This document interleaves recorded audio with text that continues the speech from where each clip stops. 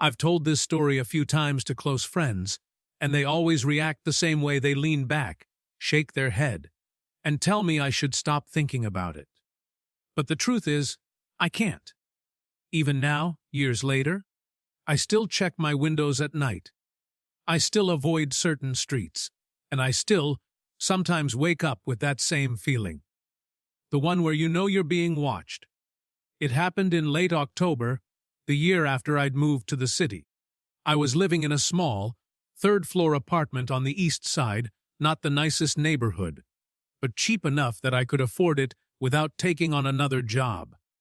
My building sat at the edge of a park, a stretch of cracked asphalt paths winding through trees that had been left mostly untamed.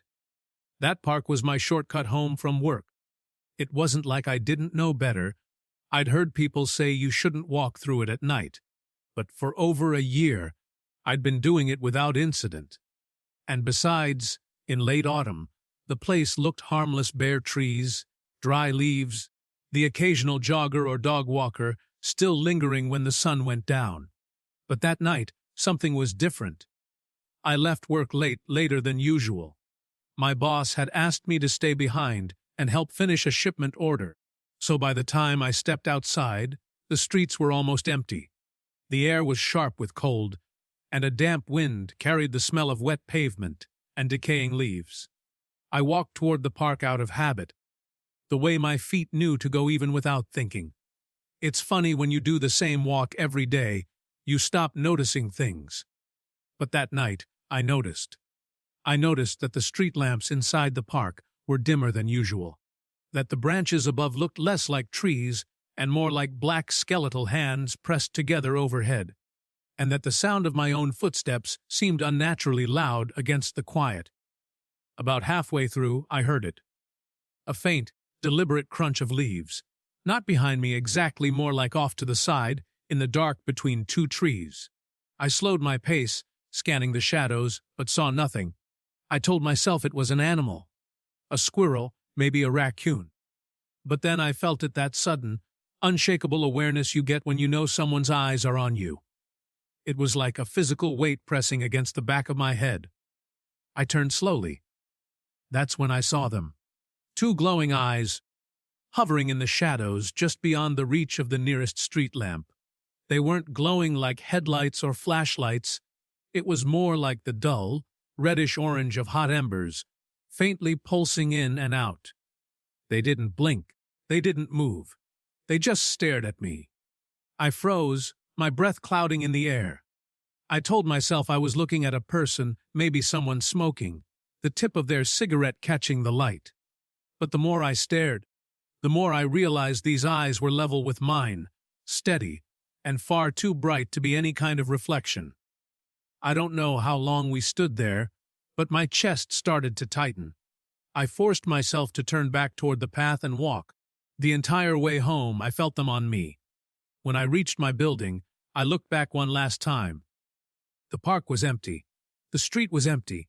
I almost laughed at myself, relief flooding in, until I glanced up at my own apartment window and saw them. Two glowing eyes. They were inside my apartment. I swear to you, I stopped breathing. My building was old, the stairwell unlit, and as I climbed to the third floor, every nerve in my body screamed at me to run the other way. But I didn't. I unlocked my door, flipped every light on, and searched the place top to bottom. No one was there. The next day I convinced myself I'd imagined it. Maybe the lights from a passing car had caught a reflection in my window. Maybe I was overtired. But then it happened again. It was 2 nights later. I'd just gotten home, shut the blinds, and sat down on the couch when I felt it, that same weight of being watched. I turned my head toward the kitchen, and there, in the black glass of the microwave door, I saw them. Those eyes.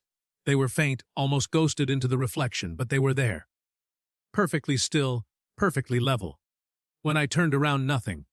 After that, it got worse. I saw them in mirrors, in the dark reflection of my TV when it was off, in the surface of my coffee when I lifted the mug. Always behind me, always watching. I stopped using the park entirely, but it didn't matter. I caught them once on a busy street, hovering in the mouth of an alley, unmoving, even as cars passed between us. The sleep deprivation hit me hard. My thoughts felt fuzzy, my hands trembled without me realizing it. One night, I woke up at 2:14 a.m. to the sound of slow, steady breathing in my room. My blinds were shut tight. My door was locked. But I could feel them in the dark. When my eyes adjusted, I saw them. Not across the room. Not in a reflection. Right next to my bed. The glow was so bright I could see the faint outline of a head. But the rest of the face wasn't right. It was blurred, as if it didn't want me to see it clearly. I couldn't move. Couldn't scream. I lay there frozen until, as suddenly as they'd appeared, they were gone. I tried to get help. Told a friend, who laughed until they saw how serious I was. I even called the police once, but what was I going to say? Someone staring at me through mirrors. They'd think I was insane. So I bought a cheap security camera and pointed it at my window. That night I sat in the dark, watching the feed on my phone. At 3:02 a.m. they appeared. 2 eyes. Only this time something else was there too, a faint silhouette, darker than the night around it.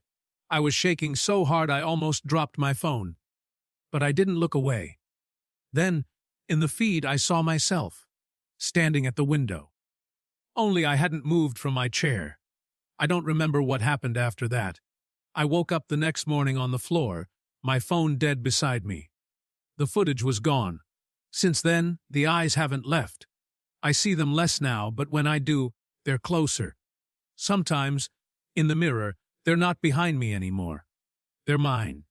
And the worst part, lately, I've caught people on the street staring at me, the way I used to stare at them, frozen, wide-eyed. Like they're seeing something they can't explain. I think they see the eyes now.